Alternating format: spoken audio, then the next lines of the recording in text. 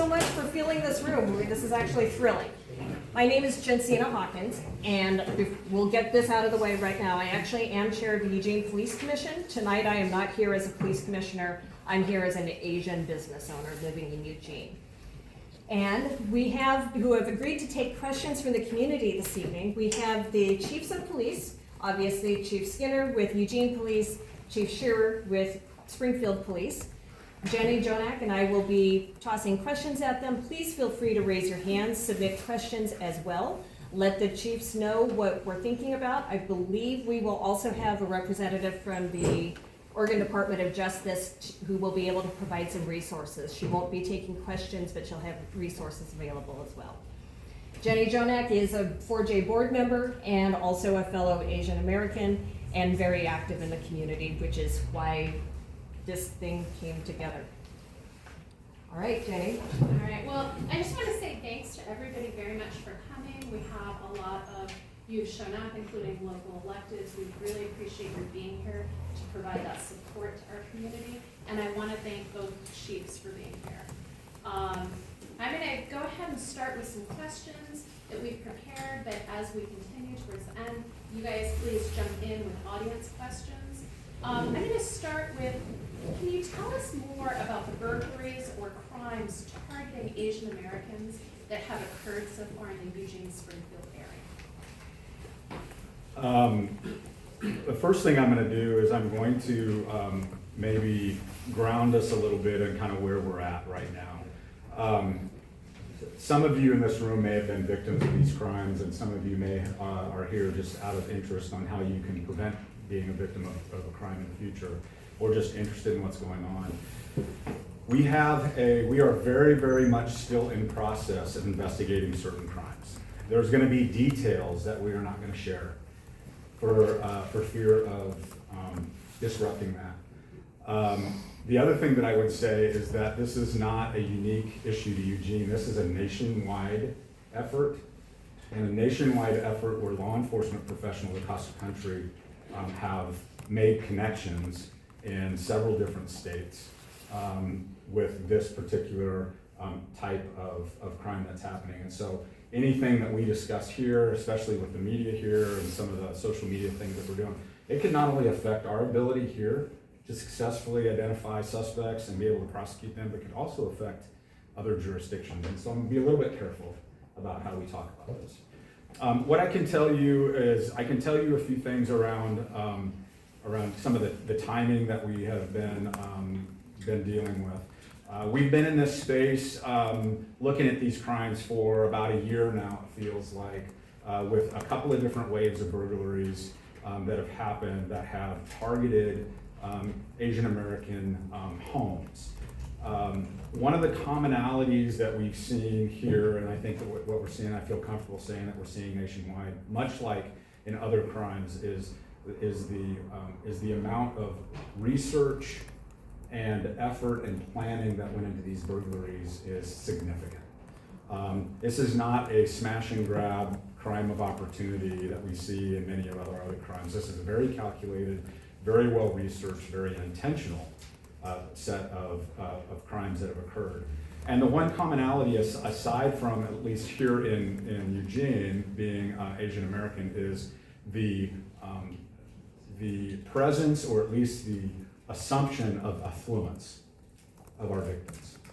So criminals are taking the time and the care to identify those individuals and or families that they believe to be affluent, and have done their research to be able to have some targeted burglaries, so that they can, I guess, be more specific to what they're trying to accomplish in this particular burglary ring. You know, as we kind of go down the path of thinking about how the Asian American community is being targeted, part of that is more akin to being racially profiled as being a part of our community that is seen as affluent, and furthermore seen as a community members that would more likely be holding in their personal homes sums of cash, jewelry, and heirlooms. That's the commonality that we're seeing. with respect to this. And then the research is done once that has been identified. So let me stop there and see if Andy has, I'm sorry, Chief Shearer. You can call me Andy. Okay. That's fine. See if Chief Shearer has anything he'd like to add to that. I mean, it's very difficult to talk about these cases because we want to share all the details we can to help provide clarity to everybody, but like Chief Skinner said, we're just not able to do that. This is an active, open, ongoing investigation that involves agencies far beyond Eugene and Springfield, and oversharing any of this information could potentially disrupt our ability to hold people accountable that are involved in this. So, like he said, the questions that we can answer specifically about what has happened at each of these locations, we can't really go into any more detail than he's already just explained. So I'm hopeful that we can answer some questions for you, but just so everybody understands that right out of the gate. Are you able to share with us whether, what percentage involve Asian American business owners as opposed to just homeowners or residents? And if there's any pattern that you can share that you know of in terms of how victims are chosen? Yeah, that's a good question, Jenny. And this is the type of dialogue I think is really important to have, because part of what you're going to hear from me is that and an opportunity for some awareness around how we can kind of harden the target for all of us, not just our Asian business owners. So predominantly Asian business owners. Ideally, what we're seeing and what intelligence is suggesting, not only locally, but with cases with similar patterns that have already been adjudicated in other parts of the country. What it's suggesting to us is, like I said, these are well researched, starting with what people believe in smaller communities, and not, comparatively speaking, communities our size, which are a little bit more manageable, get in, get out, is an early identification. I don't know what this means to the bad guys, but an early identification of what they believe to be a very successful business. That's where they start, is doing their research on what they believe a business looks like that's very successful. They do amount of surveillance to see how many customers they have, the type of business it is. There's an assumption that there is some affluence as a result of being a successful business. Some of the things that we see once that happens is then a lot of research through reverse directory to identify who the business is associated with by name. And then reverse directory to see if that name shows up anywhere for a personal or home address. And doing that, and they start to connect those dots. They look at social media to see what business owners are maybe on social media to promote their business, but also gives them a sense of a level of success or affluence that's happening. And they do that research and they do all of that work to try to identify a list of these potential properties that might be targeted or a good mark for them as they think about wanting to perpetrate this particular crime. Then there's a whole series of surveillance that happens, because these people that are perpetrating these crimes are not just haphazardly going in and hoping that you're not home. When they burglarize their home, they know these things. And they know these things because they spend time doing surveillance. They spend time in your neighborhoods. They spend time doing certain things to make sure that you're not home, understanding the patterns of what's happening. They look for countermeasures like cameras, Ring doorbell cameras, other types of things. And then what we've learned through this intelligence is that they kind of rank them in order of vulnerability are the first ones that they go after. And maybe if it's a resident that looks like it's got security cameras or countermeasures in place, it falls to the bottom of the list and may not even ever touch that.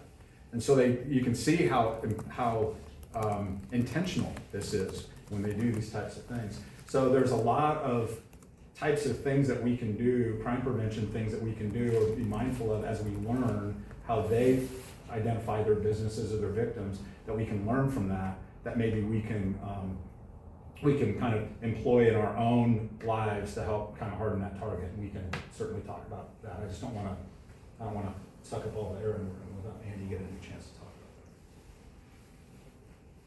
Andy, did you have anything to add to that? I mean, we could talk about prevention in general. A lot of the things that have been stolen in these burglaries. I mean, if you think about it, you go into somebody's house and is what I want to steal easily accessible? Is it easily for me to pick up, carry out of the house, or is it not? And that's definitely played a role in a lot of these. A lot of the stuff that's been stolen is large amounts of cash, and you think about where you might put cash in your house, how you store it. I mean, Maybe you keep it in a safe that's the size of this projector. Well, people can just pick that up and walk out of the house with it. So there's some preventative things you can do to harden your house and your location, so if this were to happen to you and you got in, and they got inside, maybe you could make it more difficult for them to take it or not keep as much stuff in your house, but like you said, the camera systems and just the typical preventative measures that any of us would take at our home definitely would make a difference in this case. And like he shared, I mean, there's a lot of planning and thoughtfulness that goes into these, which takes some time. And so there's probably some indicators prior to these happening, maybe even the days before they happen.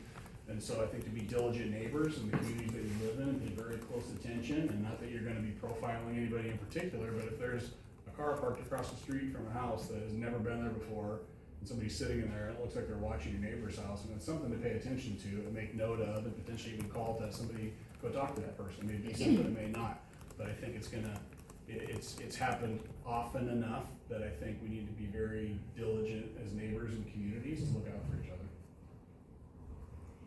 You guys have covered actually questions 2 and 3 so far in all of that, so nice work. We're jumping to the 4th question that we had lined up, which has to do with transparency. So how does Eugene Police Department and Springfield Police Department decide how and when to notify the community if there are crimes targeting a particular group or segment of the community? Yeah, that's a great question, Jensina. You know, we you know, the lesson learned on the back end of this thing is really important for me as an organization, for me as a leader, and for us as an organization. You know, we've got some really, really good mechanisms in place with our Special Investigations Unit that largely is connected with our different marginalized communities as it pertains to hate and bias crime. And when you think about hate and bias crime, we're talking about not only crime, but incidents, because not every incident is a crime. And on the books in the state of Oregon, there's bias in the 1st and 2nd degree, and display of a noose are the crimes that we would investigate. And that SIU group, as a liaison with each one of these members or groups of our marginalized community, and when we see those things happening, and a good example I'll use is you know, we have the connection, like when we start to see swastikas showing up in our community, or we see something that targets our Jewish community in other parts of the country, you know that it lands here at home pretty profoundly, we almost immediately connect with that group saying, hey, we're paying attention. You know, we're so sorry for what you're seeing happening, and we're paying attention. The piece that we missed on this is we got so enamored with investigating the burglary that we missed an opportunity with that mechanism to just reach out through the back channels to this Asian American community and say, hey, here's what's going on. And most of these communities have a really robust way to communicate with each other without us putting out a press release. One of the things that's always challenging for us when we do this is to use the open media sources as a way to communicate with our people. Because what we sometimes are afraid of communicating is here's this really big population that's being victimized, and then you encourage copycat or other people to also victimize that community. So we're trying to be thoughtful about how we communicate with this group kind of behind the scenes so that they can communicate with each other saying, hey, look, we've had 4, 5, or 6 of these, or we're on 10, 11, and 12, and you guys can communicate amongst yourselves on what's going on, and that you have a conduit to us kind of behind the scenes without us legislating this in the open media, which is and sometimes almost invites more incidents, and we don't want to do that. The piece that we missed was that piece where we are connected through SIU with somebody from the Asian American community, and just made that phone call, that text message, that email saying, hey, we're on it. We're on it, and this is what we're seeing. This is what we need you to share with your folks as we continue to do our job. We missed that part. Chief Skinner, please define SIU. I'm sorry, Special Investigation Unit. It's a special part of our organization that does all of our intelligence gathering. They're the ones that are monitoring hate groups. They're the ones that are monitoring and embedded in different social media platforms to kind of see what's going on around the type of activism that we have in our community, negative activism and violent activism in our community. And so they're also the ones that will do some of the more complex hate and bias investigations. So they're the ones that are the liaison that have the connection with the different groups. And so we could have brought them into this conversation as property crimes was dealing with the burglaries and had that piece of communication in the back end. And that's just a swing and a miss by the Eugene Police Department and a lesson learned. Chief Shearer? I can say the same thing. We had two locations in Springfield hit. One location was actually hit 3 times. We worked very closely with Eugene PD and other agencies, and so when we started to kind of connect the dots, and this was a much wider spread thing, we also could have reached out to the community, and we didn't. I mean, some of the things that, like you balance when we decide whether to put some on social media or not, or share that information, like some of the things we even shared with you tonight. Who's getting targeted, how they're getting scouted out, the things that are being stolen. A lot of that we wouldn't want to put in this press release. I mean, we're to the point now where we're sharing that, but if we would push that on a press release, it's almost like a blueprint for some copycats, like, oh, that's a great idea, I never thought of that before. And so that's always that balance of how much do we share publicly in order to, are we helping the problem or are we making the problem worse? And so that's kind of the balance we had here, but I think we all could have connected better to the community once we started to see the width and the breadth of this problem. And the last thing I'll say too is just, and I appreciate a little bit of grace when you think about, what the core of our mission is we get really, really focused on the investigation and trying to catch the bad guys and have a successful prosecution. And sometimes we get almost too focused on that. So sometimes our lack of sharing information is around at that moment in time when we're in the midst of trying to piece this together and make arrests, we're afraid maybe we're gonna tip our hand and we're not gonna, we're gonna scare somebody away. We're seeing a lot of it. We've made arrests. We've made several arrests that are associated with the first wave of burglaries that happened this last year. Many of those individuals that we arrested have since been released and fled the country, is our information. And so you're always nervous about what you say that would then prompt somebody to get up and leave, and then you kind of are left not being able to do it. So it's definitely a balancing act on how much information we share, when we share it, the timing of what we share it. The information I shared earlier about how they're kind of identifying victims is information actually I just got today from a federal agency who is wrapping up similar-ish types of cases on the East Coast. And we're seeing similarities across the country. Maybe many of you, I will share with you, many of you, even though you feel like you're kind of in this fishbowl right now and it's about the Asian American community, this is not disconnected from maybe what you've been reading about affluent actors and athletes that are happening as well. There is a variety of demographics that are being targeted for these burglaries in the same ways that we discussed tonight. Chief Skinner, if I may push back on that, I've seen the articles in the warnings that have been published to some of these celebrity actors and the athletes. They've received warnings about being possible targets for a crime like this. That's not something that we received here. Well, I would say that, who gave them the warnings?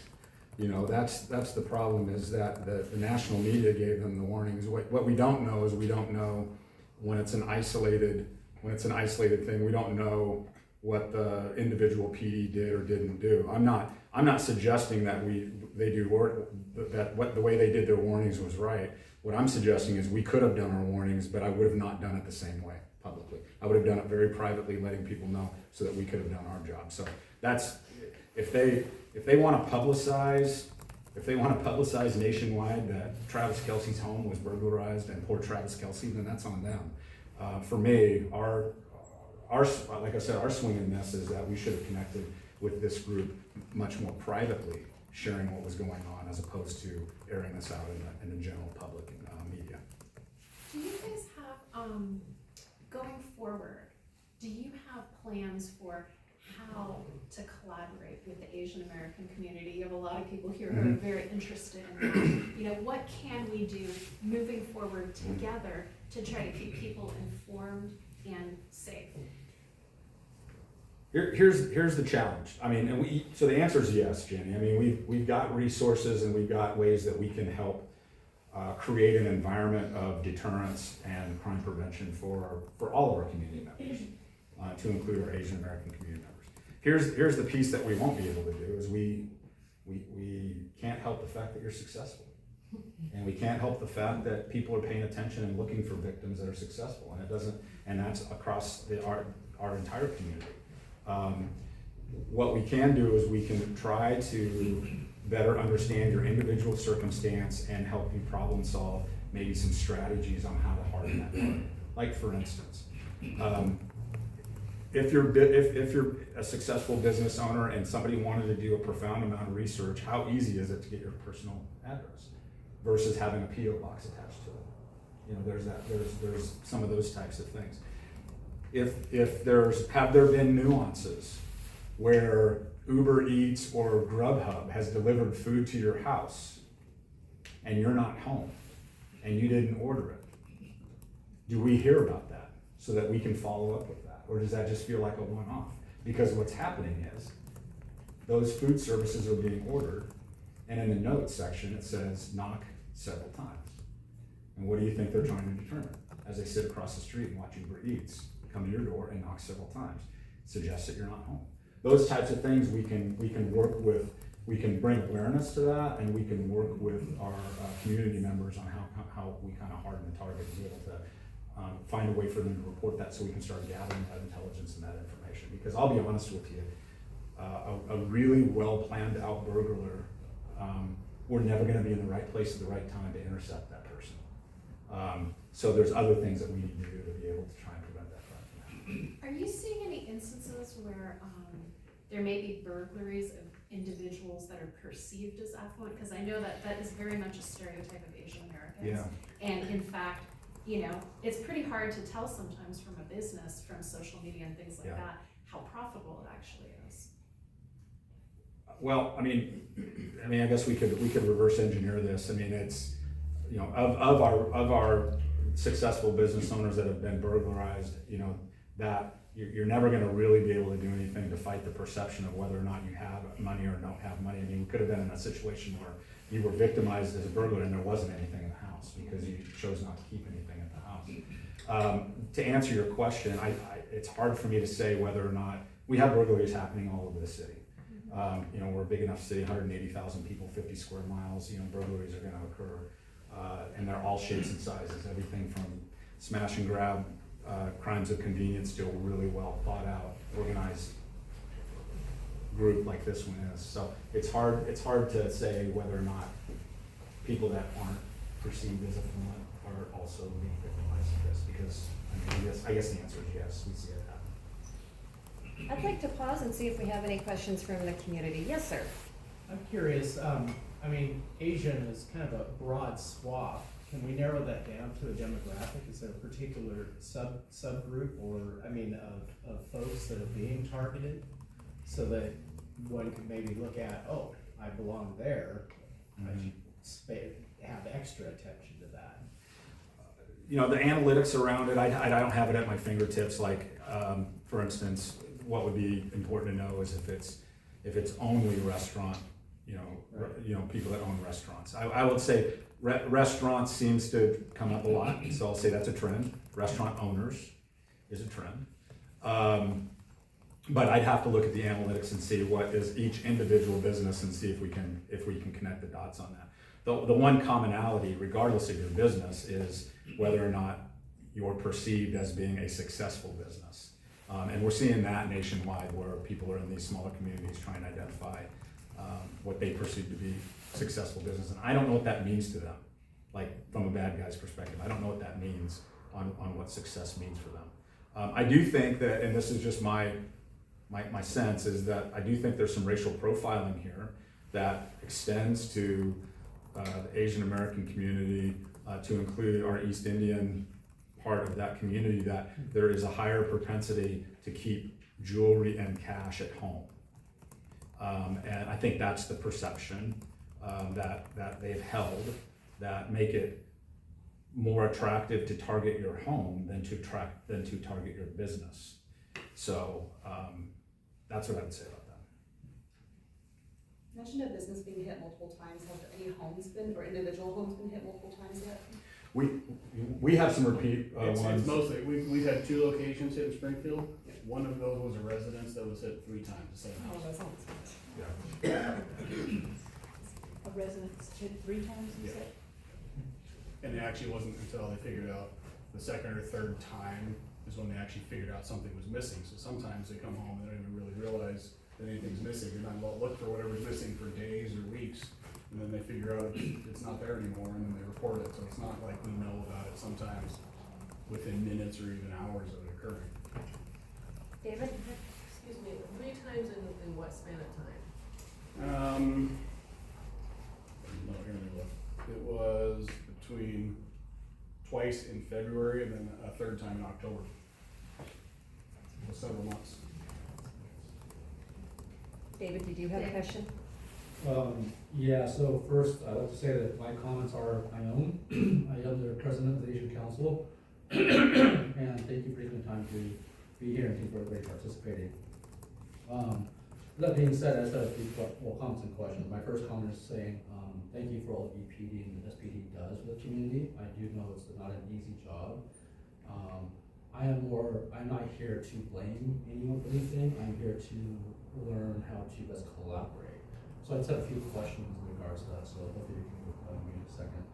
The first person is that for history's sake, I have worked with the EPD and SIU teams for many, many years, for many cases before your time, Chief Skinner, the previous chiefs, regarding like for the Ishan incidents. We had some vandalism there. We had multiple, the Chinese students who were tased by the EPD years ago. So I've worked through these cases, and we always had contact to some degree. I do not know who the new SIU contact is for the API community. I didn't know that there was ever a designated person for that, and I think it would be important for us to have a sit-down conversation with them, just to be able to get to know them, a little bit better than to know us. For sure. Me, as the Asian Celebration, Asian Council, have been very active in this community for a long time. The EPD does participate in our event, the Asian Celebration at All Maker Park. Thank you for that. So to me, the EPD was very aware of who the leaders are in this localized community. But the letter that was received for Richard Gard was about leadership out of in the Portland area, not this local community. So when we saw the article come out, all of us local leadership to some degree all connected to each other and said, hey, are you aware of the take risk? And none of us were aware. We found it kind of odd that the Portland organization was reaching down to Eugene to talk about Eugene incidences that they seemed to know more than we even knew. So I'm not sure if that's necessarily true or not, but I'm hoping that we can do that. I think as far as responsibility of like educating businesses on how to harden, or API community how to harden our homes, that's something that I believe we could collaborate on, because I also believe that we as an API community should have our own workshop and say, hey, look, we've heard of this situation. These are some ideas how you can help do that, and let us know what we need to do to make that happen. So that's a good opportunity. And again, those conversations behind the scenes, so it's not public, could have been had. So we could have reached out to our networks and made people aware of all of that. So those are some of the points that I just kind of wanted to point out. And again, I'm not trying to, I don't want to criticize anything what you guys are doing, because I've heard some people say, well, why was the slow response time for the EPD to show up when my house got burglarized? If people understood, I think if the API community understood what it means to have police involved in those types of crimes and what to expect, it would better to set those expectations. That some people think, oh, you guys are going to take fingerprints of everything. It's like a CSI crime scene, which I know it's not, right? Yeah. So it's just educating people sometimes. Yeah. No, thank you for those comments. I couldn't agree with you more with respect to, our ability to connect with you guys as a community, and in this particular case, missing that opportunity. We, as police departments, we don't want to miss those opportunities. And you hate that it's under these circumstances that we come together, but we certainly don't want to miss those opportunities. The other thing that I would say is, and I talk about this across the community, is I hear the frustration around response times, or the concept of response times, and we are so mindful of how emotional it is and how just traumatizing it can be to have especially your home broken into, your dwelling and your personal space invaded like that. So much of what we do, it competes with everything that's going on in the city. And some of the questions you get asked by our call takers when we triage these things are for us to better understand whether it's a crime that's in progress or a crime that's already occurred sometime in the past, and there's no ongoing danger at that moment. And then it gets prioritized accordingly with everything else that's going.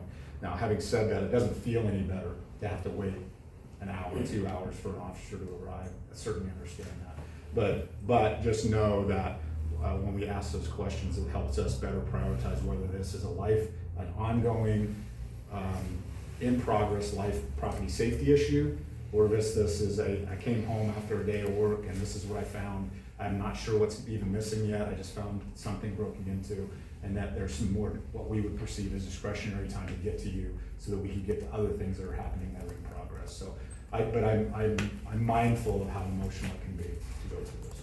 Yeah, and I just got one more thing to add too, is that in the past, the API community, we reached out to incidences that were happening, because sometimes there's a language barrier, there's cultural differences that the SIUT may be unaware of or don't want to be sensitive to.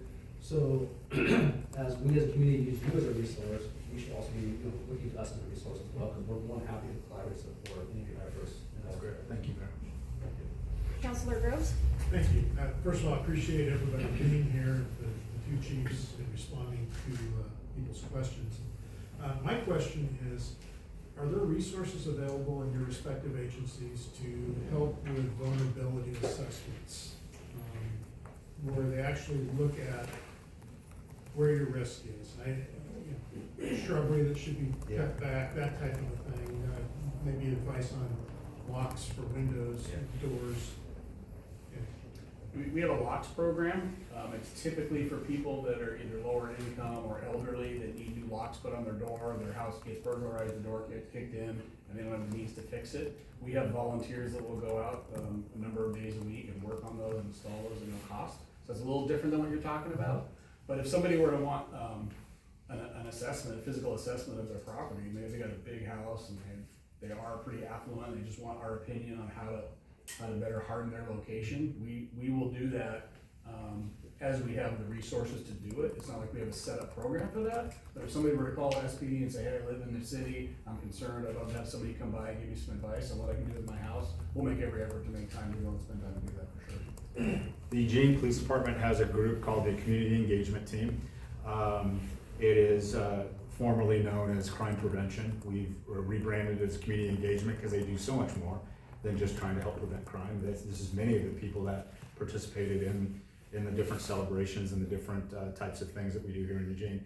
That group is very skilled to be able to come out and actually do an on-site assessment, crime prevention through environmental design, make those recommendations, help in many ways point you to the resources where you can get the right answers if we don't have those. So yeah, Councilor Groves, I appreciate that. We do have a group that this is what they do for our community, for both businesses and residential.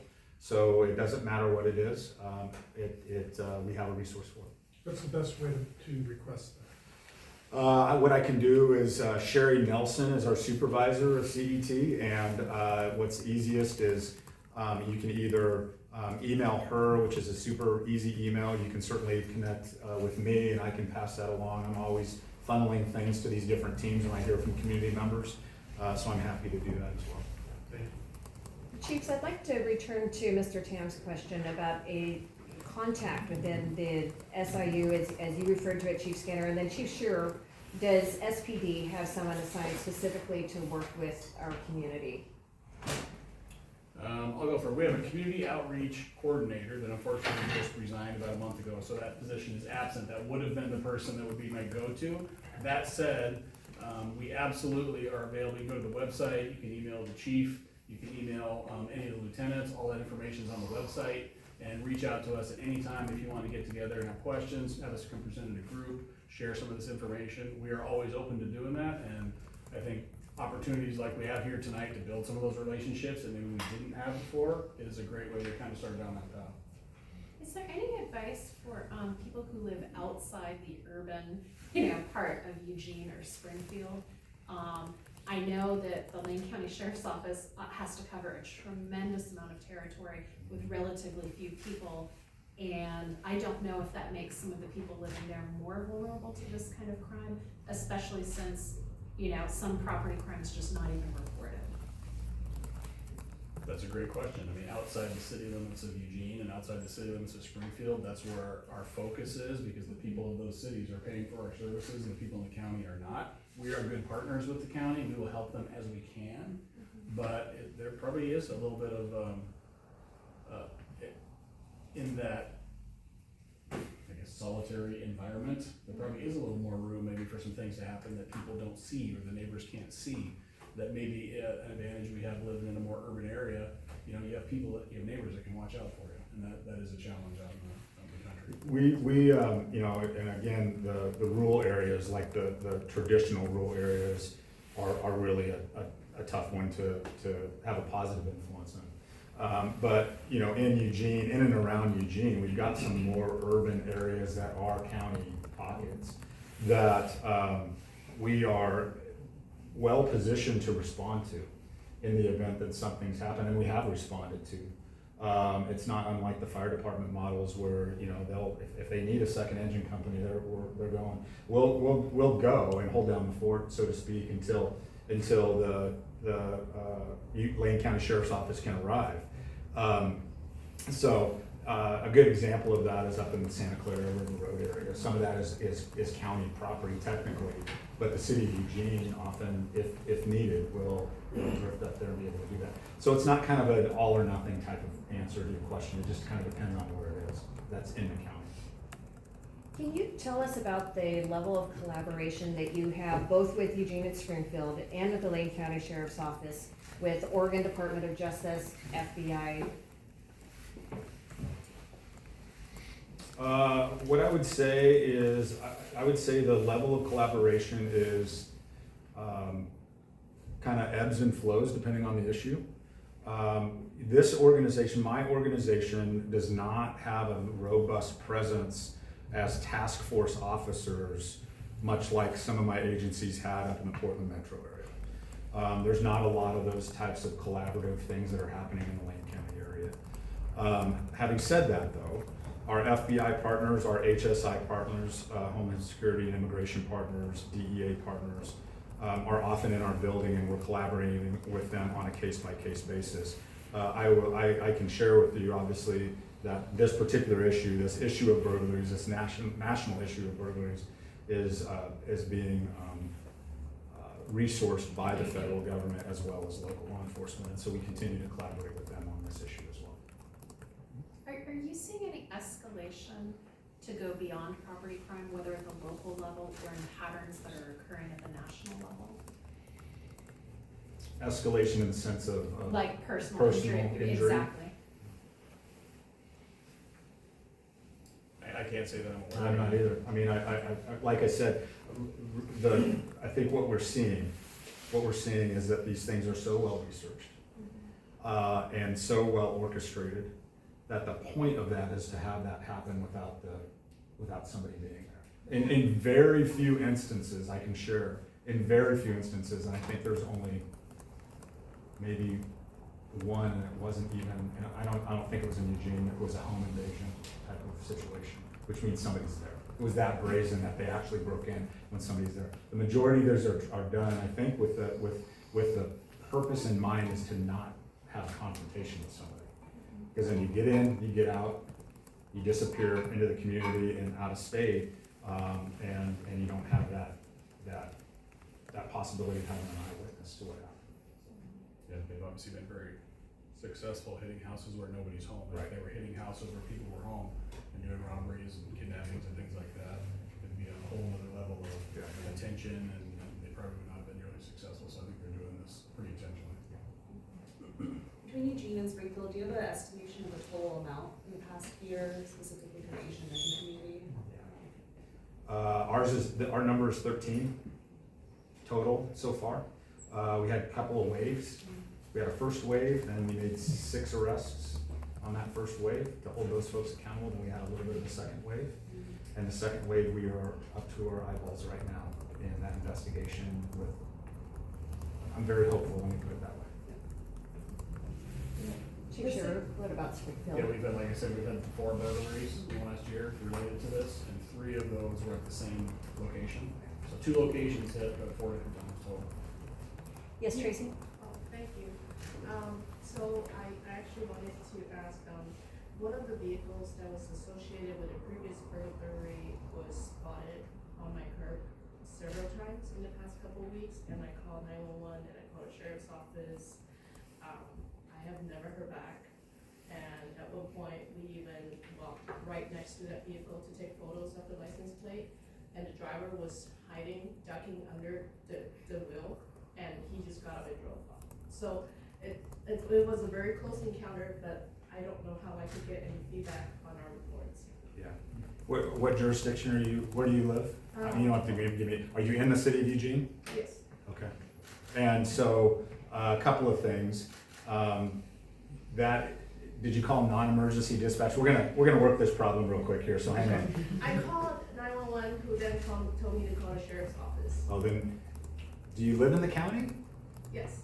Okay. This is on City View. City View Street. So, yeah, I don't know why you would be told to call the county unless you were in the county. I'd have to take a look at that. So, let's just play this out the way we would hope this would happen. You see something suspicious, you see a plate. Councilor Groves was being a super sleuth, and he actually sent me a plate. And I'm not gonna confirm or deny whether that was helpful or not. But you see something suspicious, you see a plate, you see a description of somebody, and certainly calling probably non-emergency 911 to be able to report that. We can take that information. We may not, whether we have somebody to come out immediately or not, at least we have that information, and that gets sent to the detectives to be able to connect those dots. Another way we can do this is we have our tips line, which is our online reporting system through MyPD Connect, where you can always put in pictures, videos, and tips on there. That comes in, and our CSOs, our community service officers, recognize that as such. They understand what we're doing around investigations, and that immediately gets shipped to the detectives as well, so that we can kind of connect the dots. That's not always, sometimes there's a strategy where you don't want to immediately send somebody out and capture a bad guy. You would hope that we could do that all the times, but sometimes there's some investigative nuances where you just want to know the information. It's kind of like dealing with a drug house. You want to collect, and then you want to write search warrants and go do your thing. So hopefully we can figure this out for you. Yes, we reported it every time we see the vehicle, and it just kept coming back, and Okay. we didn't get any feedback, so we were kind of worried. Okay, well, before I leave, I want to connect with you and better understand where you're at so that I can chase that down a little bit. Okay. Yeah. Yes. You said earlier there were 6 arrests in that first wave. Previously when you were speaking, you said some individuals had been arrested, but then went through the process and later fled the country. Is it? That's there our 6 belief. arrests? Yeah, so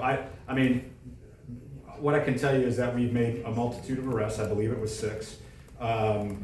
And in various degrees, the criminal justice system works in a variety of different ways. I don't know who got charged, who didn't get charged, how long they were in jail. I just know that we have nobody to my knowledge, we have nobody incarcerated right now as a result of this initial arrest. And so as we're trying to identify where those people have gone, we've been able to ascertain that some of them have actually fled the country. All 6 or I don't just know a few? the answer to that, yeah. Can I ask another question about the number? So you said the first wave was 13, and was there a second wave? No, total 13 total. Total. First wave was, and I'm not gonna have my numbers without my cheat sheet in front of me. The first wave was several, 3, 4, 5-ish. And then we had a second bigger wave for a total of 13 over the last year. So I also have a question about the 3 that you mentioned in Springfield. So is that a pattern where, it's terrible to have your house burglarized one time, but have somebody come back 2 more times? I would be wanting to leave the neighborhood altogether, but is that common? Is that common that when they know that they can get into your house, they're likely to come back again quickly soon after, and then come back again 6 months later? Not necessarily. That's not really a pattern that we see very often. So their house was hit twice within just a couple of weeks, and then somebody came back, what was I say, over 6 or 8 months later to hit it again. That's definitely not common. Haley. Just to understand the frequency of these incidents, are you able to clarify when the last of the second wave occurred? Is it still ongoing that these burglaries are happening? This is always an interesting environment because, part of you are here because you're community members and you want to know and you want to connect with us, and then I know why you're here because you need to write your story. So I'm going to be a little bit careful about how I answer this. So ask the question again. to understand the frequency of these incidents, you said that there were 2 waves in Eugene specifically. Are you able to clarify when the last burglary incident occurred? Just, is it an ongoing problem? We have not had, we've had a period of time since our last burglary. So I don't have that date for you. I can certainly get that date, but what I can say is that there has been a significant cooling off of these burglaries since that second wave. I don't know what to attribute that to, other than maybe there's this type of attention. Maybe they feel like they've moved on to a different location. What I do know is these groups are very transitory in their work.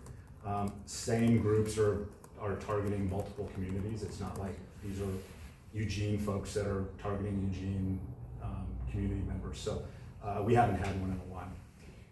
And when you say transitory, do you think it has anything to do with the city's proximity to the interstate nearby? I think that, and Andy, he came from Portland. I came from I-5 corridor. Every town that's close to the freeway up and down I-5 is easy target, because you can hit something, jump on the freeway, and you're gone north or south. So I'd say it could be a factor. That's why you see communities on the I-5 corridor have a higher propensity of drug trafficking and human trafficking too. All of those issues are, I think, attributed to the ingress egress of I-5 for sure. Chiefs, earlier today, the DA was actually invited to this forum, and he expressed surprise. He was not aware of crimes targeting Asian business owners. Can you explain the process between your first wave of arrests, Chief Skinner, and then if they even got to the DA's office? I'll try to explain. I mean, both Andy and I mean, the criminal justice system works very similarly regardless of the jurisdiction. You know, we have an incident, we make a case, we do a great investigation, we build a probable cause case to either write search warrant to seize evidence and or make an arrest in a particular case. We bundle that investigation up the best we can, and we make that arrest to take them to jail, and then that gets shipped to the district attorney's office for charging decision. Oftentimes, once that happens, you know, in our world, we're on to the next thing until we get a subpoena to go to court and testify in this. And so there's a variety of nuances of a criminal investigation that the DA's office looks at that we're not necessarily privy to understand. Sometimes we're confused on what gets charged, what doesn't, what gets pled, what doesn't, why somebody would stay in jail longer than somebody else based on a matrix, on a releasable matrix. So it's kind of hard to really speak to DA Perosa's team on what they either did or didn't do with those 6 arrests, or what they do or don't do when they triage any case that we send them. Has there been any discussion about a public awareness campaign to address some of the stereotyping of Asian Americans that might be contributing to crime against them? And, you know, I go back to a couple of times you mentioned basically this is a type of racial profiling that results in the crime. I know I've read in other articles stereotypes of Asians that are commonly thought of in our society as, you know, being polite, not fighting back, perhaps maybe not being perceived as more defenseless than other types of people who might be victimized. Has there been any thought about trying to combat some of those stereotypes within the community to try to bring more awareness? The short answer is not to my knowledge, and the other thing I would say is that would be something that we would want to collaborate with all of you on, because that's not my role, is to define who you are in this community. My role is to help you understand what the perception is and what we see is being used as a way to victimize you, and then help, if where we can, help you craft what that message might be. Other questions from the community? Mayor Knudsen. I have 2. One will be really easy to answer. In the national media, the article that I read about this pattern mentioned that wireless security systems were being interrupted in some cases. I believe that's what I'm remembering. I'm just curious if that is something that's happening locally, or if you're even able to share that kind of information. What I can share, Mayor, is that as early as today with my discussion with Department of Justice, that was not something that came up. Okay, thank you for that part. And then the second is more proactive and maybe following on some of the questions that were just raised. There's a lot of effort goes into really great public education campaigns and information sharing. You're of course wanting to draw from best practices and share that information as broadly as possible. I'm curious if there are resources available, and even following on Helen's question earlier, what you can do to protect your home from burglary. Some of what was discussed and even raised by Councilor Gross also sounds a lot like defensible space related to wildfire protection, so some of that could be doubly positive depending on the context. But is there a best practice and a sort of simple one-pager that can be shared on that target hardening piece of this puzzle? And then is there also information about what to do after? Because after a home is burglarized, and especially given the response and some of the very typical unexpected processes for what the follow-up looks like, I think households have a natural question around like, are we now more vulnerable? Are we known to be a target? What should we do? And the information available on the internet, some of which might be trying to scare people into thinking they're more vulnerable, that's not necessarily the best place to get good information. So I'm just wondering if there's sort of preparing information that can be available to people, but then also what to do after. That's actually based on the knowledge and your expertise, not just a website that might actually be written by a home security system company. Yeah, so two parts to that. First part is yes, we do a lot of outreach around crime prevention tips. I mean, you'll see us, depending on the time of the year, you'll see us do stuff at the beginning of the school year and during Halloween with kids out trick-or-treating, and we actually put out, after that first wave of burglaries, put out a press release with some of that to include not calling out the Asian American community, but calling out individuals who have a high tendency to keep jewelry and money at home, hoping people would recognize themselves as such and think about that. So yeah, we have a good mechanism to do the crime prevention outreach stuff that we want to do.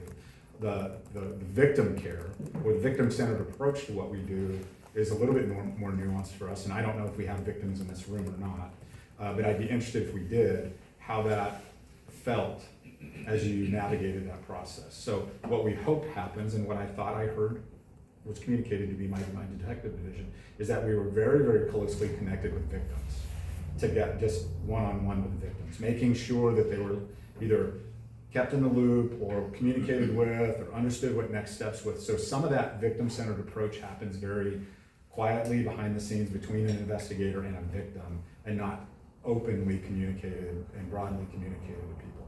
I'm not saying we're always great at victim care, or we don't always have a great victim-centered approach to the things we do, but that's what we want to strive to do, is understanding that it's a really, really emotional event for somebody and really uncertain on how the path is going to be post-criminal activity, that we stay connected to that victim. And then the last thing I would say is the number one crime in the city of Eugene is trespass, call for service. But the number one crime category in the city of Eugene is in and around theft. So shoplift, car prowls, burglaries, theft-related crimes. And so that property crime division that does that are carrying a massive caseload. And so sometimes we're not as good as victim care as we'd like to be, just because of some of the work. Mark? I thought it was going to be handled, so I had a whole bunch of stuff. But I'll try to be brief and more on the care side. And I've been victimized twice in Ohio, so I can help a little bit on that. Is what I learned, first of all, is 45% of home burglaries occur through the front door. That's nationwide. I got the FBI statistics. Nationwide, 45%. About response times, 50% of the response times are between 11 minutes and an hour nationwide. So if you think that you're going to call the police right away and they're going to be there in a few minutes, that's just not, that's unlikely. On the I-5 thing, I found that Seattle and San Francisco are 1 and 2 in the nation in home burglaries. Who's in between? We're in between. So those are things that were of value to me in terms of what I learned of hardening the target, and even I have to admit, my home in Florida, my most vulnerable spot is my front door. And, there's not a lot I can do except iron bars to mitigate that. Probably in a safer community. The other things I did in Eugene, for example, after being burglarized in Ohio, is I planted rose bushes by windows. No one likes to fight with a rose bush. If the next house is easier to get, then they can do that. So, if you have basements, I know they have basements here, glass block windows in basements. You can't get through a glass block window. The alarm systems, we always still kind of go for that bargain priced alarm system, and you normally get what you pay for. And I know, again, a lot of people of lower socioeconomic backgrounds can't afford some of those things. But those are just the things that run through your mind, is just how will someone get into my house? Because you don't want them in your house and you feel very vulnerable. And we had to wait for detectives to come and don't touch anything.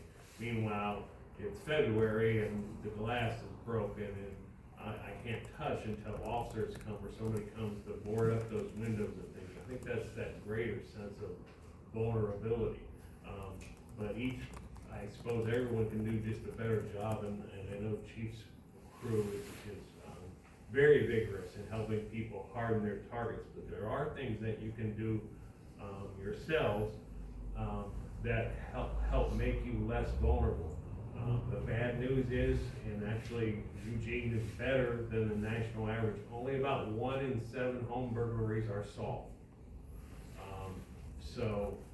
And you don't even want to look at Portland's record, because it's far worse. But so if you have that expectation that the police are likely to do that, they only have about a 1 in 7 chance. And again, that's national average. And I also looked at Portland stats. I looked at our stats. Our stats were about the same, about 15% get solved of home burglaries. And so again, I think what David said about communicating, being proactive, and the person back here who had the car thing, and Randy going whole vigilante on his thing. The term is super sleuth. Super smooth. Those things are just of such great importance, and I just kid because I was with Randy a long time. But that's really where you have to be.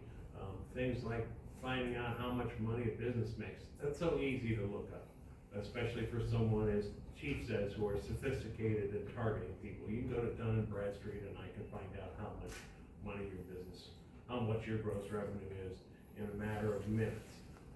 So again, it's for burglaries. It's a proactive approach. The other thing is, what I noticed, because I lived in different states, is the punishment for conviction for burglaries is less here than in a lot of states.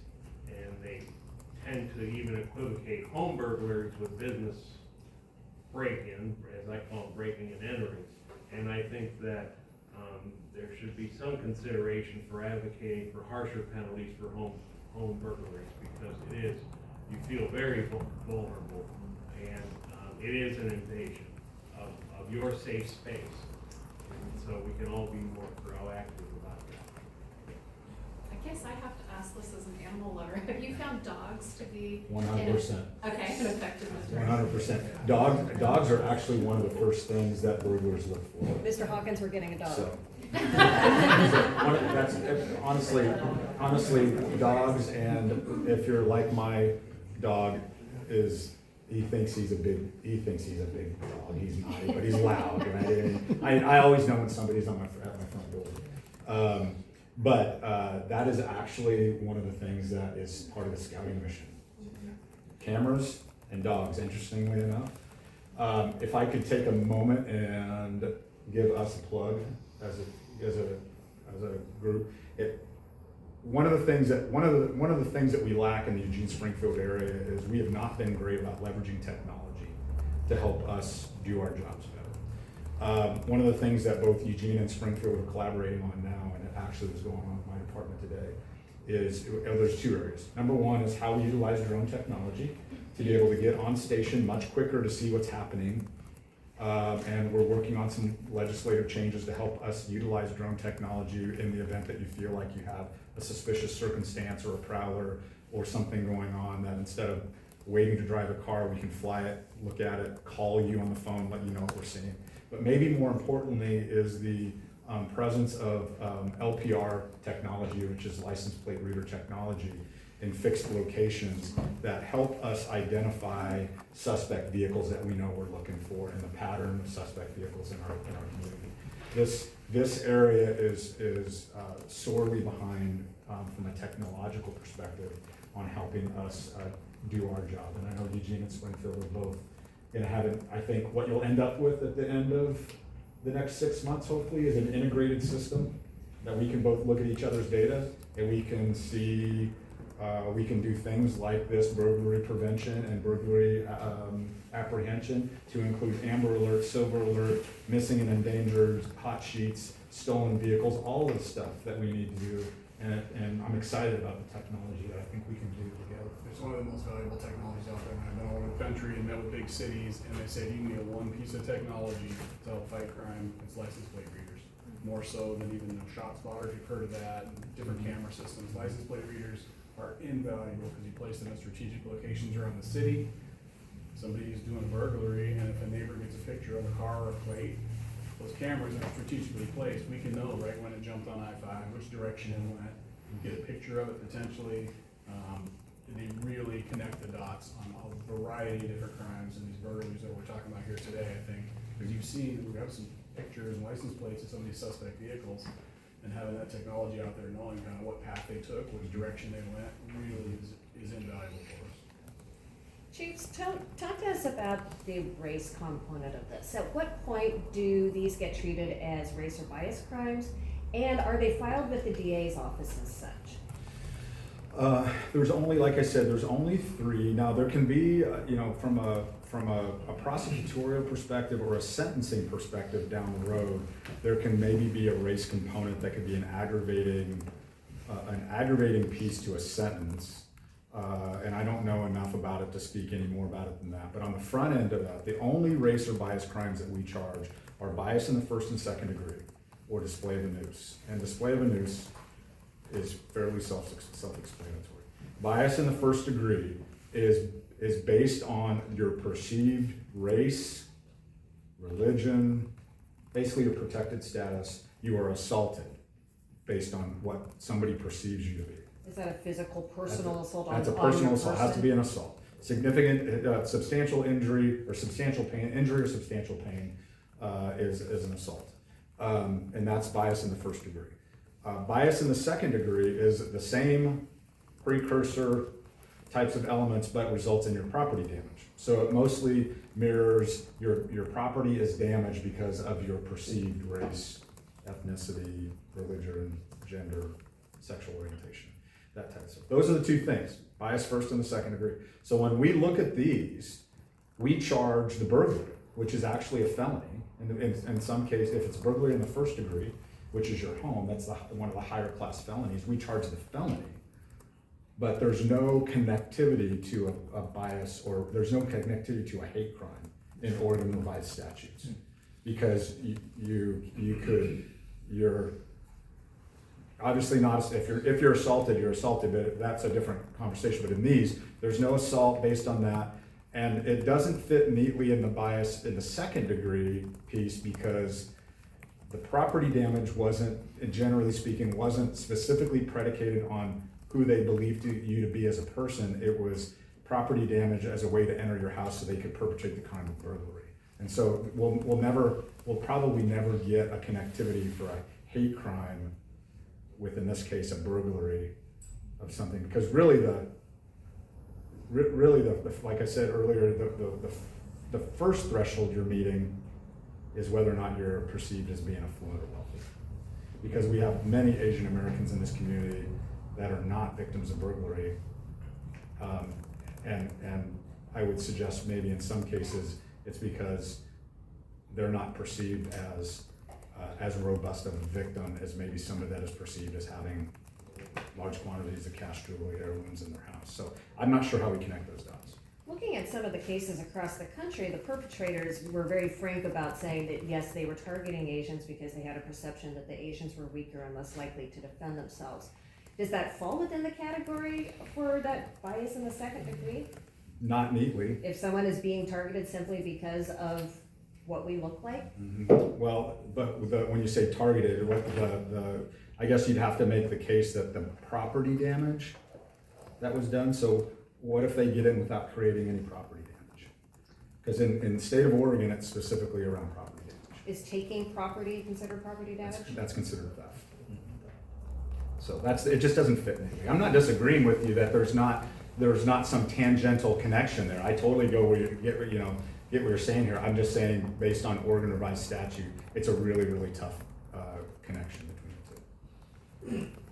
But if there's one place that would give it a shot, it'd be Eugene, because we are I'm telling you, we're as robust as any that I've ever been around reporting hate and bias crimes and incidents and crimes than anybody else. I get calls all the time when our annual report comes out because it is so robustly reported.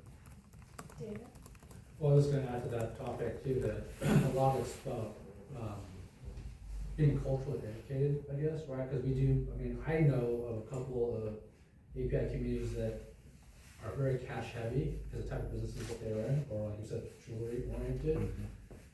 So I think this is like just doing research. So I think that would be difficult to categorize as a hate crime or a racial crime because of that. It's just that there's culture where what kind of lifestyles that they have. So we dealt with this before in a different case I worked on before. It was extremely hard to tie it at all. Only way they could tie anything was essentially saying that they spray painted their house with like a hate word. Right. That's what ended in there. Which is there's the property damage you're looking for, is the criminal mischief that occurs if but for your perceived race may not have occurred type of analysis. Of the people that were caught so far or arrested, was there any pattern, for example, political charges or affiliations to people that, nationwide too, like any pattern for it? Not for us. We have there's some similarities in the people that we caught, just not political similarities. I concur. I'm going to call on the executive director of the NAACP, actually. There is, I know, you didn't want to be, but there was a question that was phrased that I am going to be hard put to put as succinctly and eloquently as he has. I see. Regarding victim care. So speaking of victim care, we know that when these crimes or incidents occur targeting a specific individual or community, these have ripple effects to the larger community. So you spoke a bit about how the SIU is kind of your victim care component, providing that service. But what does the service model look like for the broader community to repair some of that trust and confidence? And also, how do we be more proactive in that effort? So in the case of this kind of forum here, this is community led. So how do we remove the barrier for government to lead in that space to provide those supports? Thank you, Dre. You can go back to being a fly on the wall now. Well, I guess it's a great question, and I think it begs I think it's worth the conversation about what's government's role in that. Should government be the one that is the only one responsible to initiate that, or is there a level of collaboration that can happen like the way this came together? I'll say that as much as I appreciate having these kind of conversations, I will just be really honest with you. It's an interesting conversation to have because we have a variety of different people in the room with different interests in this conversation.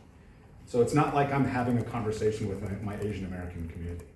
I'm having my conversation with my Asian American community. I'm having my conversation with my elected sitting here. I'm having my conversation with NAACP, with the media, who is here for a completely different, they have a different mission on what they're trying to do.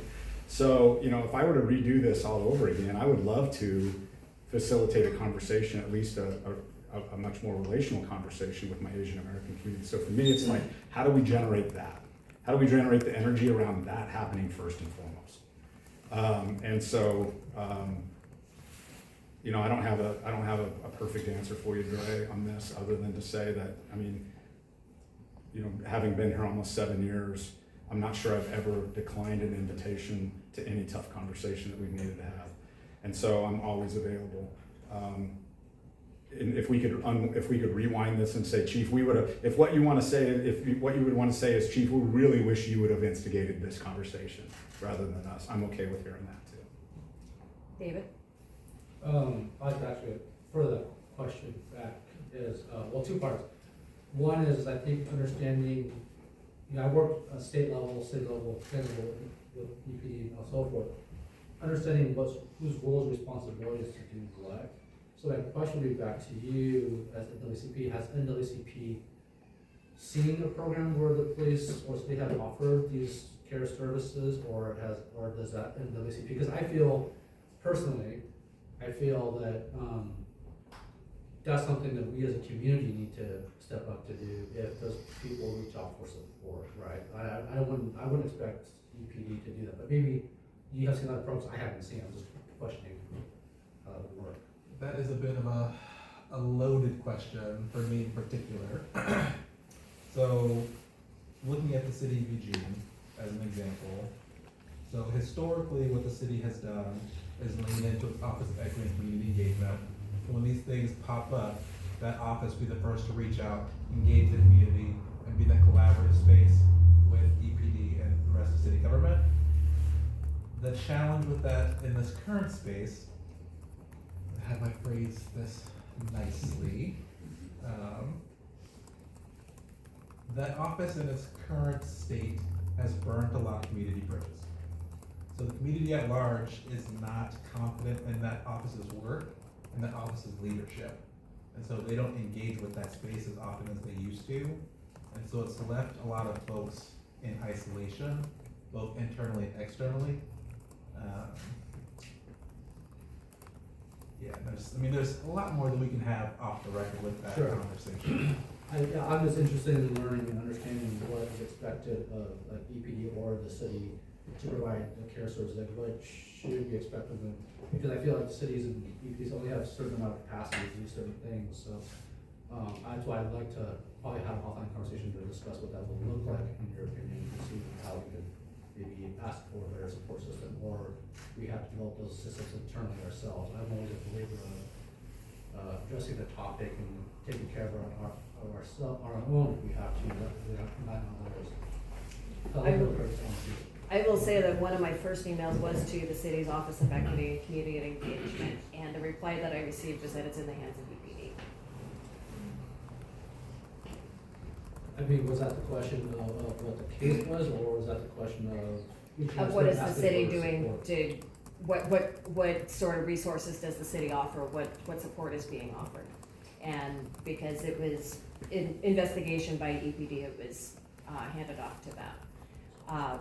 So it brings up the question, Chief Skinner, I want to go back to something else that you said, where you said that when you were talking with your detectives, they said that they've been working very closely with the victims, they've stayed in very close contact.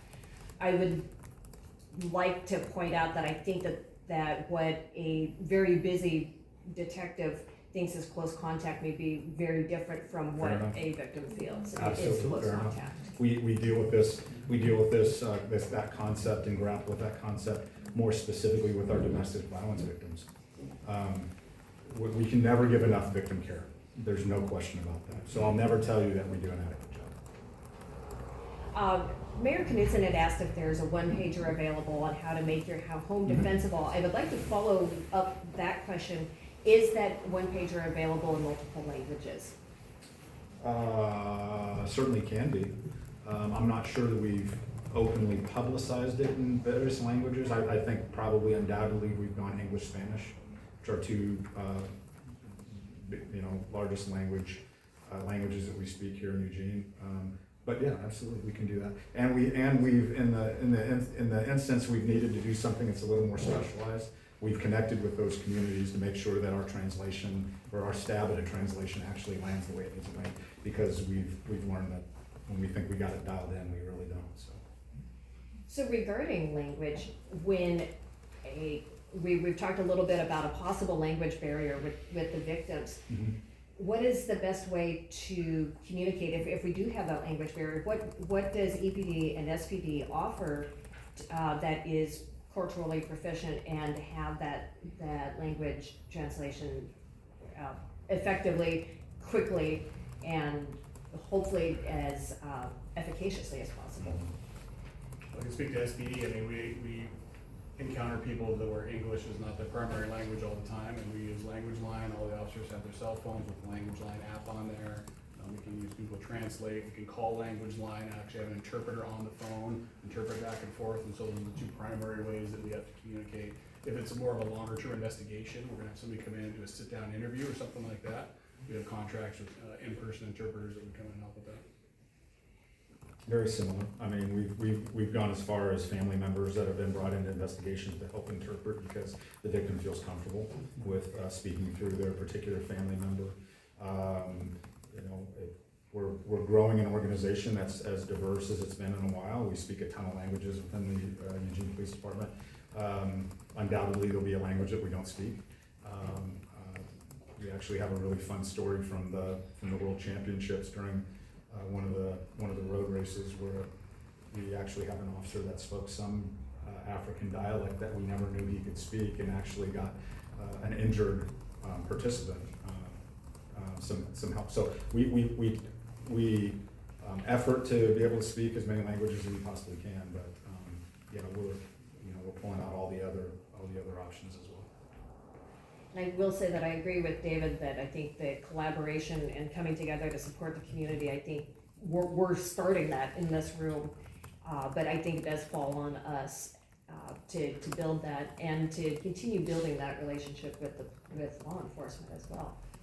And also, I mean, one of the biggest challenges we had in even setting up this forum is that there's an assumption that each part of our community is centralized in some way. And that's really not the case. Turns out we are not. Yeah, with our Asian American community. And so it's a real challenge, you know, to get information out there. I mean, when you were talking about the same house getting targeted multiple times and the person not even realizing, it definitely makes me wonder, if we were to all reach out to our networks, are there other potential property crimes that people haven't realized could be an outside person? It's really a good news, bad news deal, right? I mean, the bad news is that you're not centralized and and that's not overly organized. The good news is you're not that way because we haven't had a lot of touch points. Yeah. You know, I mean, we just haven't had a lot of need to be able to do that. Unfortunately, unlike some of our other members of our marginalized community that are, you know, being victimized on a almost a weekly basis, obviously on a weekly basis. So, but that doesn't mean that there's, I love when, you know, out of crisis, some really good things can come out of this. And maybe that's a closer connectedness and a more centralized ability to connect with the SIU detective that maybe hasn't had a real, there's no excuse there, but the real reason to connect with the Asian American community. Now we have that, the kind of the catalyst for that now, and so we can be more connected that way. 13 feels like a lot of touch points. Well, I'm not sure how many times I can apologize for that. You're right, 13 touch points is a lot. We should have done something there. There's no question about that. My point is, up to that point, there hadn't been a lot of real reasons other than just relational reasons to do that, but that's no excuse. Other questions? Mr. Hamilton? Hey, listen, Oregon State Police experience does not show up in this room, all right? I can do that too, but that's not what my question is about. My question is, has Eugene and or Springfield or Glenn County in the past put on a community workshop? I mean, because it sounds to me like this would alleviate people from being victims, the possibility anyway, because it's like, just like and I know you talked about car clouds and being a victim like in big cities, pickpockets and stuff like that. If you look and walk and talk like a victim, then somebody's looking at you and they're saying you're a victim, you're more likely to be victimized. And listening to all this conversation, we start getting way off into the technicalities of if and when you catch somebody, what may or may not happen to them. But you want to shortcut all that. You just want to stop them from victimizing you. So I just wonder, has anyone put on a workshop in the past? And if not, what's the possibility of doing that for the community? Because this would be a great start right here if you could say, maybe you could do something in the future where all these folks in here, and then they can tell friends and relatives or whatever, that there will be a workshop regarding this very issue in the near future or in the summer or whatever, and then you get these folks to come out, and then you can pass out the information, but they can also see hands-on demonstrations of what it takes to make your establishment or your residence less likely to appear to be right for someone to break into your place. And a lot of the elements are simple, like getting to know who your neighbor and or neighbors are. And the dog thing came up, which is a great one. Even if you got a little wiener dog, they make noise. People tend to not break into houses. Have door chimes on doors and stuff like that in your house. It's a lot of things. I know, like Chief Skinner was saying, I know you have these type of resources or someone that has this type of information. And that's what it sounds like everyone needs, instead of talking about the after effects of you just got burglarized and now you feel like you've been raped and everything else, and you're mad and you're angry and you don't know when the police are going to show up because they're doing other things. And so it sounds like you should be focusing on how can we lessen the likelihood of being victims. We throughout the year will put on, not specific to any target audience, but we attend events where we're doing crime prevention types of outreach for people. How to do these certain things. Sometimes it's based on the time of the year, what we're seeing. Other times it may be just general information. What's interesting about your comment, Rick, is every year, is Beatrice still here? Did I see her? So I'm thinking about you, Beatrice. You know, and you know where I'm going with this? She's hiding behind Mark. Because every year, Beatrice over there with the auditor's office does a fantastic job of pulling together basically Spanish speaking public safety resource evening, where whatever the issues that our Spanish speaking community is having. Now, it's probably not a shock, the most recent one had lots of discussions around immigration enforcement. But we have that touch point where we're available and we can do that. And it's not just our resources, it's citywide resources. How do you connect people with resources and give them the ability to do that? And it's a fun night. We eat great food. We have great translators that do a good job, and the auditor's office does a great job of shepherding us through exactly what you're doing, which is an evening workshop for a variety of things. So we do have a model by which this can happen. Maybe the Asian celebration is a great way to add something in that moment that feels like this, or have another event that is more specific to certain groups. So it's a long-winded way of saying, yeah, we are fully leaning into all of that stuff. There's already stuff that we're doing with other members of our community that I think is seen as really helpful, hopefully.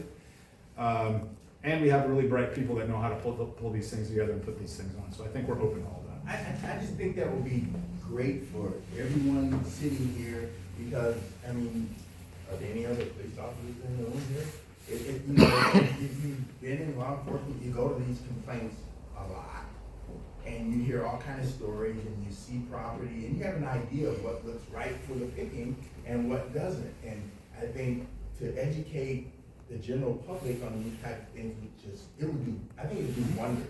And then when you get burglarized or whatever, and having been to one of those sessions and you don't do anything to your property, then when the officers come and you want to complain because they're not there on time or they didn't do anything, you say, well, did you go? It's like, yeah.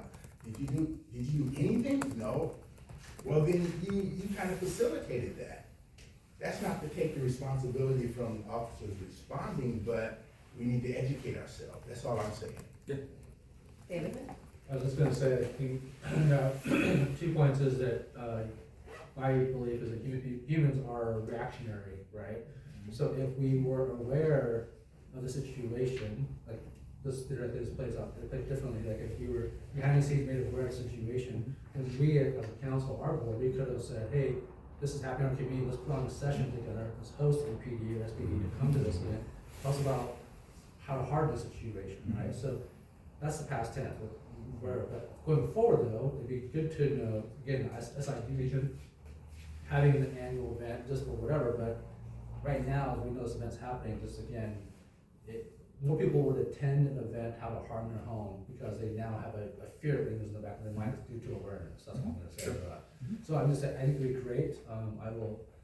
Fortunately, I have a couple of my board members here with me, so, we will move this forward, but I think that we would like to do an event in the near future, just to make us aware. And thank you all for your time, but I have to take part in another meeting, so. One thing that no one's talked about yet is, I guess, the prevalence of social media and, our internet age and how easy it is to find information on somebody. And there are some tools out there to help combat that.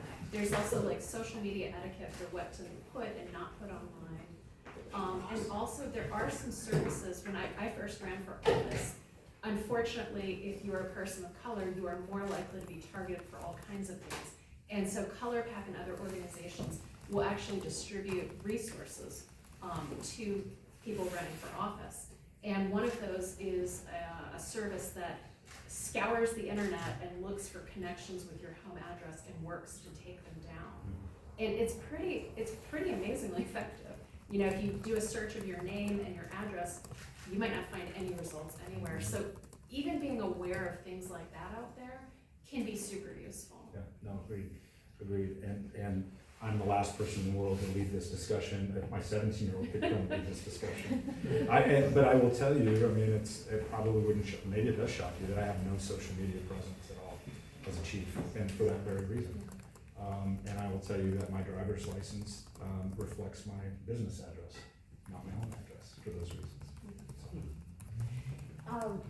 Can you talk a little bit about how much will things like security systems help, or possibly neighborhood watches, or do your agencies have the resources to help a community set up a neighborhood watch? We have had a neighborhood watch that, over lack of interest over the last several years, has just kind of dropped off, and there just wasn't a lot of interest in having an organized neighborhood watch group. That said, I think there always is space for like National Night Out that brings communities together and things like that, for people to get to know their neighbors and just know the people on either side of you. You don't have to be part of a neighborhood watch. And there's apps like Nextdoor where people are always putting things on there. And local neighborhoods have Facebook pages. There's a lot of different ways that neighbors can share information and watch out for each other. And I see some head nods, like some of you are familiar with that. I see stuff all the time in my neighborhood. Somebody sees a suspicious car, a lost dog, anything. They're always putting stuff on there. So I think that travels much faster, it's 24/7, and can in a lot of ways be more effective than like a formalized neighborhood watch program, but there's huge value in that. It's interesting, I've been a chief in a couple of different states, and I know Andy's had a ton of experience up in Portland and seeing what works. I had a ton of robust neighborhood watches up in Washington State, and then I came to Eugene, and neighborhood watch is almost non-existent here, but what is existent is some really organized neighborhood associations, very organized neighborhood associations around geography, and it's much more broader than just a neighborhood. It's pretty good sized geography. Very well organized, very well connected, good communicators. We hear from them a lot, and we have good relationships with them. So getting engaged with your neighborhood association can be very, very much in alignment with what you would perceive as also a neighborhood watch type of organization.